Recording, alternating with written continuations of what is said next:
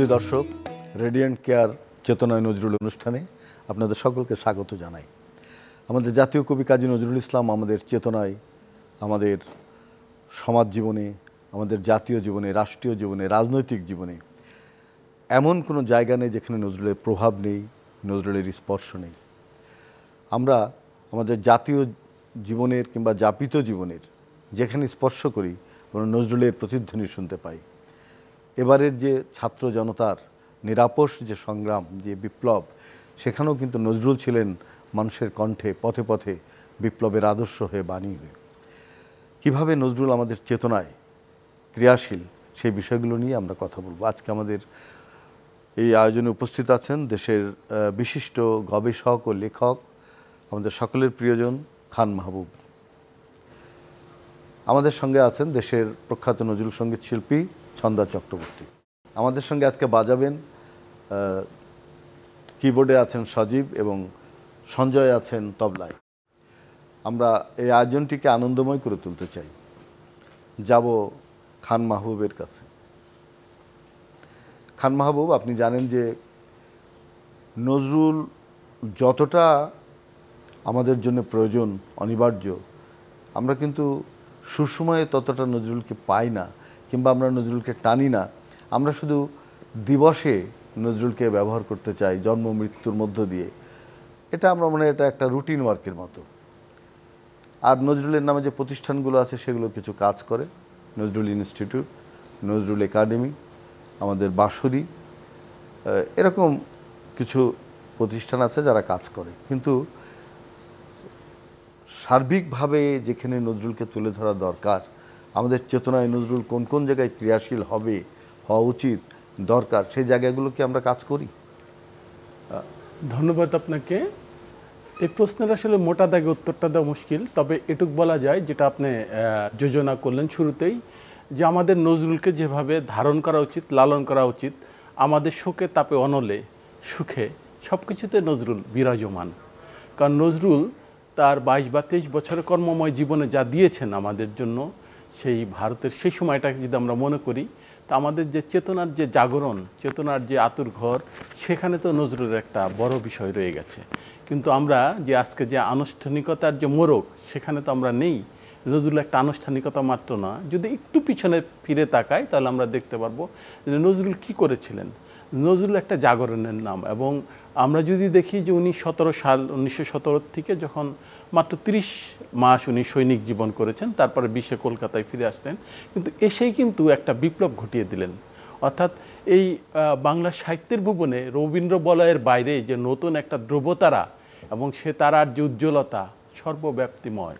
এবং প্রথম বিদ্রোহী কবিতা লিখে তিনি নজরুল তার রবীন্দ্র বলয়ের বাইরে চলে এলেন। একটা কবিতা দিয়ে তিনি বাংলা ভাষার আদলটা বদলে দিলেন।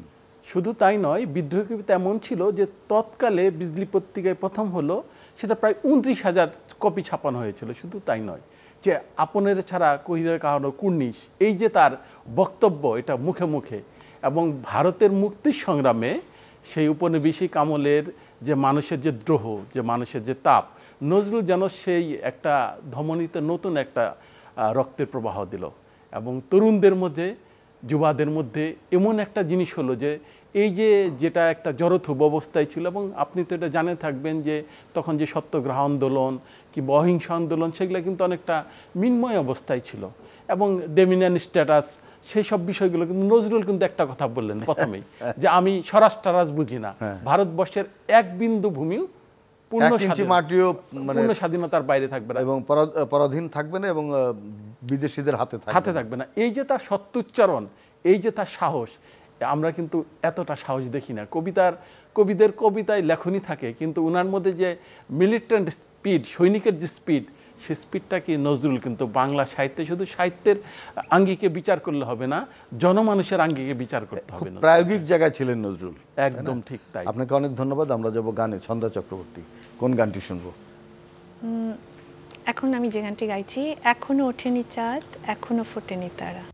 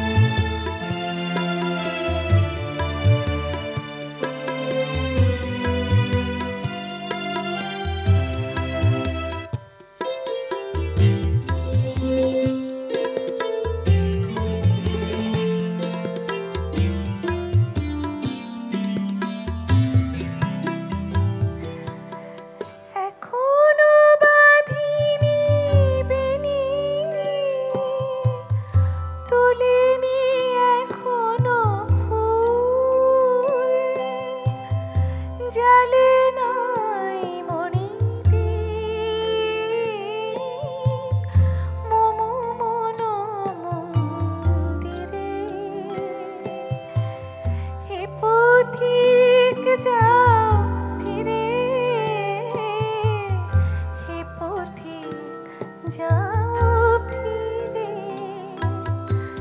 এখনো ওঠেনি চাঁদ।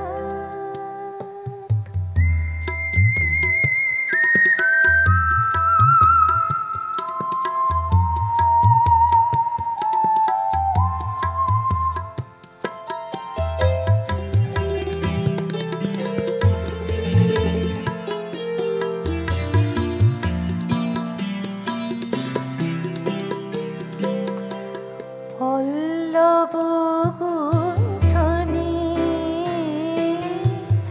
নিশিগন্ধার কলি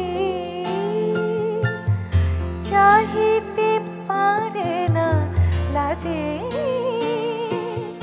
দিবস যায়নি বলি এখনো ওঠেনি ফিরে সরসের নীরে এই পথিক যাও ফিরে এখনো ওঠেনি চাঁদ।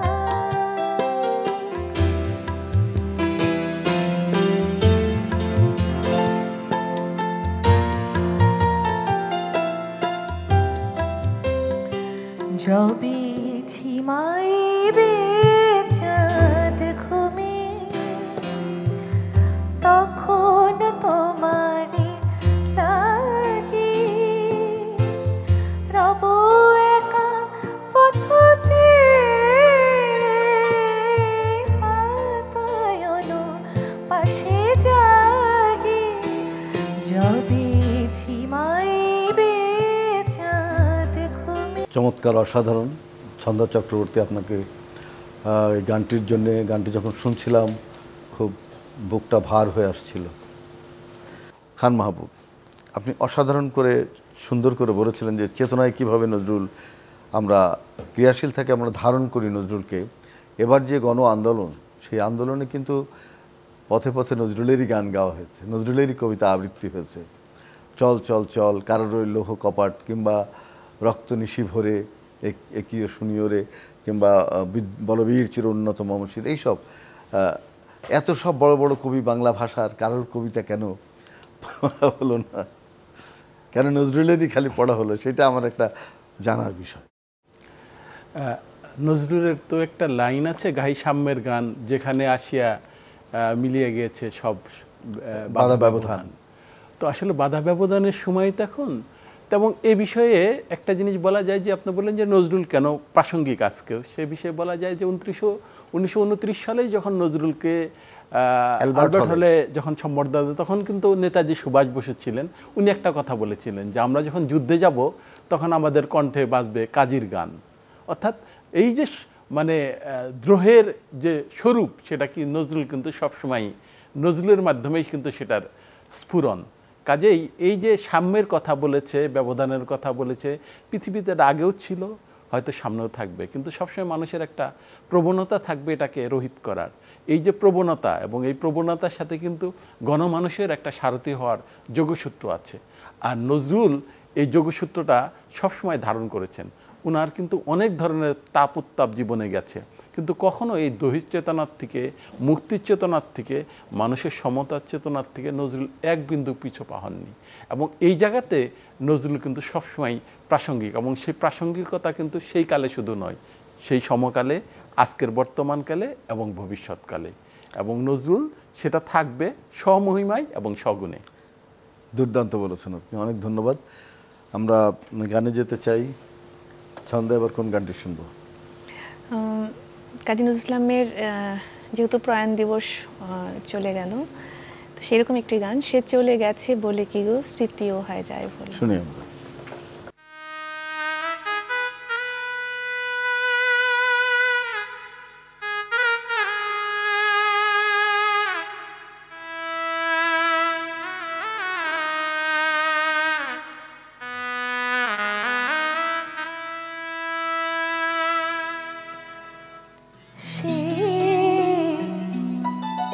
চলে গেছে বলে কি গো